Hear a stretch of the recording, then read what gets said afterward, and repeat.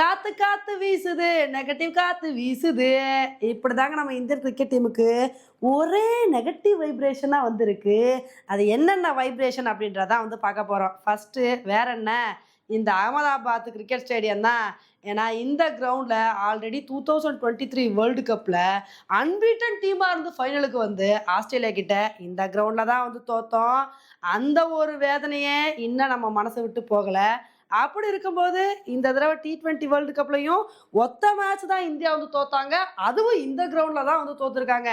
இது ஒரு ராசி இல்லாத கிரவுண்டா தான் நமக்கு வந்து இருந்திருக்கு. இது ஒரு பெரிய நெகட்டிவ் வைப்ரேஷனா வந்திருக்குங்க. அதை தாண்டி இன்னொரு வைப்ரேஷன் என்ன அப்படின்னா, இது வரைக்கும் T20 வேர்ல்டு கப்ல நியூசிலாந்து நம்ம கிட்ட தோத்ததே இல்லை. ஒவ்வொரு தடவையும் நியூசிலாந்து வந்து நம்மளை வீழ்த்திருக்காங்க. அப்பேற்பட்ட நியூசிலாந்து கூட தான் இன்னைக்கு ஃபைனல்ல வந்து மோத போறோம். அதனால இது வந்து இந்தியன் கிரிக்கெட் டீமுக்கு இன்னொரு பெரிய நெகட்டிவ் வைப்ரேஷனா வந்திருக்கு. இது மட்டுமா, இன்னும் நிறைய நெகட்டிவ் வைப்ரேஷன் இருக்குங்க. என்னன்னா, எந்த ஒரு டீமும் back to back T20 world கப்பை வின் பண்ணதே இல்லை.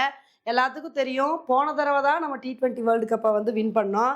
இந்த தடவை ஃபைனலுக்கு வந்துட்டோம்.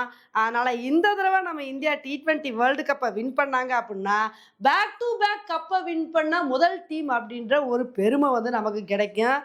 இது ஒரு நெகட்டிவ் வைப்ரேஷனா இருக்கு. இன்னொரு பக்கம் என்ன அப்படின்னா, எந்த ஒரு ஹோஸ்ட் டீமும் T20 வேர்ல்டு கப்பை வின் பண்ணதே இல்லைங்க. இதுல வந்து ஹோஸ்ட் பண்ற டீம் எல்லாம் ரொம்ப மோசமா லீக் ஸ்டேஜஸ்லேயே வந்து வெளியே போயிடுவாங்க. அப்படி இருக்கும்போது நம்ம இந்தியா ஃபைனல் வரைக்கும் வந்துட்டோம். இந்த நெகட்டிவ் வைப்ரேஷன் வந்து எப்படி இருக்கு அப்படின்றத பார்க்கலாம்.